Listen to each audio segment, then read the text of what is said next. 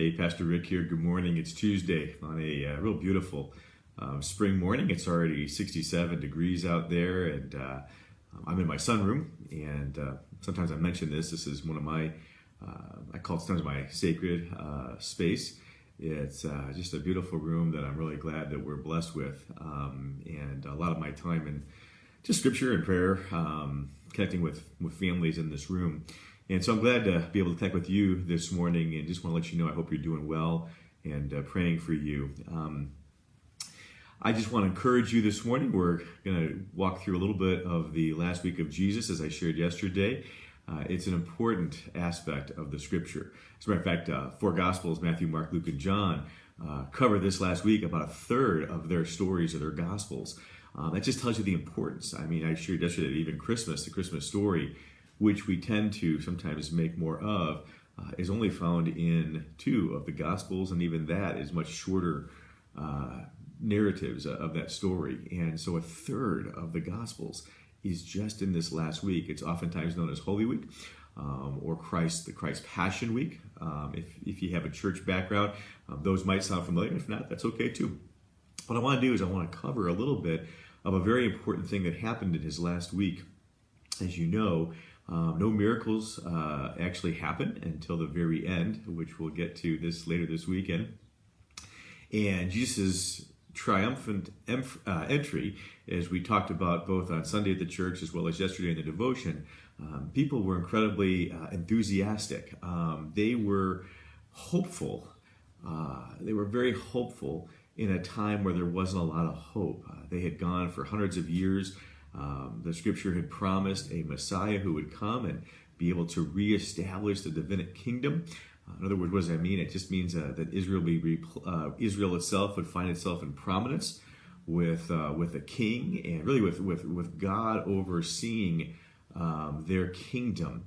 And they thought that this Jesus, this one from Nazareth, who had done so many miracles, healing the blind and the lame and the sick, and even raising Lazarus from the dead, which definitely word got out, and there was all a buzz around that, and that's part of what led to this Palm Sunday, this huge celebration of the potential of Jesus being the Messiah. And I shared about the story in the temple, and you can read it on your own, but it always intrigues me, that dialogue and what happens there. But what I want to talk about today is the Passover meal. See, what was going on is also in the Old Testament, the prophets had talked about, and the rabbis had taught, the teachers of Israel had taught, that Jesus, or whoever the Messiah would be, the Christ, would actually always come on the Passover week. And what's the Passover week? Well, the Passover, if you remember, again, maybe you grew up in a Sunday school, or if not, maybe you saw the movie, but the reality is that the people of Israel were taken captive by Egypt, and they were under their oppression for many, many years.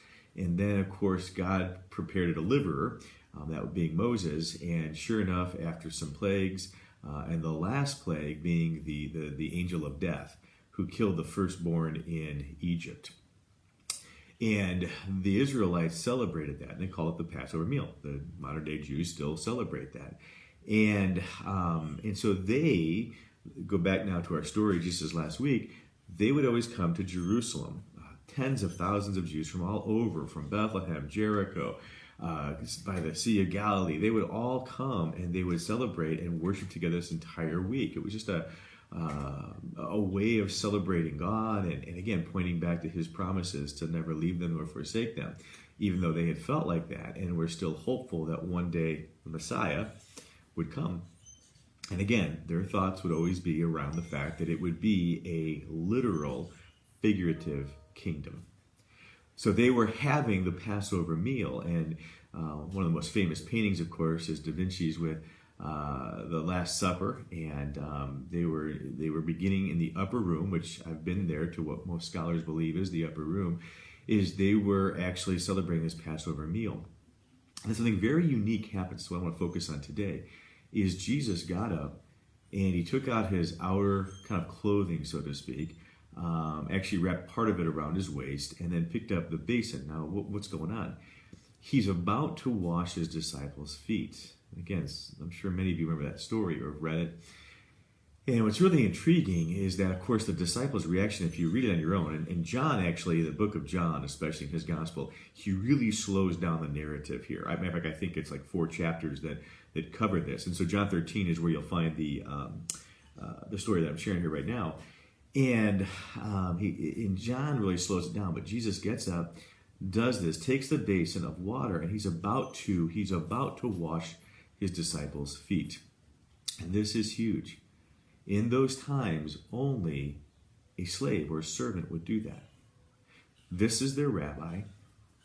This is the potential being the Messiah. They're following. They've left everything to follow him because they truly believe. They believe that he's going to be the one that will overthrow Rome and will reestablish Israel's kingdom. And he does this, and it throws them for a loop.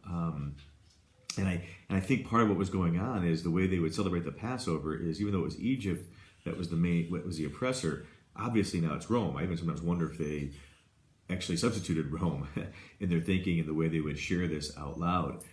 So much ritual, so much beauty to it in the Passover meal. If you've ever been a part, it's really incredible. And one of the things that Jesus mentions in that dialogue with his disciples is he talks about, I've overcome the world. And I think part of it, he's also responding to the constant arguments of his followers that who's the greatest, because in our day and age, in our culture, and even back then, it was always an ascension up. It was always about climbing the ladder. That's how you got power. That's how you got status. That's how you became more valuable or more important. And Jesus had to always interrupt these arguments. And like us, they just never seemed to really get it. So he gets up and he begins to wash their feet, which would have happened, but it would have been a slave or a servant. And they are just dumbfounded. They actually, in some ways, push back. Even Peter refuses. But in the end, they do it. They allow it. One author, I love the way Scott Peck says it this way. He says, until that moment, the whole point of things had been for someone to get on top, and once he had gotten on top, to stay on top, an attempt to get farther up. That's always been the human way. But here this man, already on top, who was a rabbi, teacher, and master, suddenly got down on the bottom and began to wash the feet of his followers. In that one act, I love this, in that one act, Jesus symbolically overturned the social order. Hardly comprehending what was happening, even his own disciples were almost horrified by his behavior. See, he understands what's going on is that Jesus is doing, what he's doing in this moment is he is overturning all of our false assumptions. He's introducing the true kingdom, just not the way they thought. And this new kingdom was going to be based not on power, not on status, not on how much you own, buildings with your names on it, positions. It's going to be based on service and humility. Service and humility. Something that when you really get to know Jesus, and I know some of you, maybe you've given up on God, or man, you had bad experiences growing up, and I get that, or I did too a little bit in churches. The reality is, if you listen to the life of Jesus, you will see this incredible serving others based upon a humility, even though he was Master, Lord, Rabbi. And from there comes a great lesson for all of us, one that I continue to try to learn myself, and it's hard because you fight an inner battle because I think there's something inside of us. Scripture teaches it's there for a reason. It's this kind of fallen nature that we think the trajectory for life is up, when the trajectory of real life, kingdom life, and eternal life is a path downward through serving others in humility. As you think about this, and I think this is the thought that I want to leave you with, is power and being on top is the way of the culture. Are you following that? Or are you following the culture of Jesus based on serving others, humility, putting others ahead of yourself? Remember I shared yesterday that the main thought of this whole Passion Week is that There's no resurrection without death. And again, we have to sometimes really put ourselves to death. And not all of who we are, because we're made in the image of God, the Imago Dei. Each of us has a uniqueness about us, a specialness about us that is God ordained. But it's oftentimes marred by this fallenness, this fallen nature. I think all of us understand it. There's just things that we don't want to do, but we tend to do. Why do we react that way? And those are the kinds of things that you can give up. You have to put to death. You have to I think the first step is recognizing what those things are. Catching yourself in those thoughts or those feelings and those ways or those behaviors or habits, and just giving them over to Jesus, who led by example, not just by words. Taking off his outer clothing, wrapping it around his waist, and then washing his disciples' feet. And his words when he finished that act was, "Now do this, and you will be blessed. Do this, and you'll be blessed." Figure out ways this week, especially today, that you will do this, that you will put others ahead of yourself.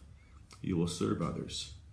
I had somebody write to me just recently, in the midst of all this, somebody from church, and said that they were actually getting some meals for some people. And they wrote me and they texted me and said, "That really was good. I really felt good giving to others."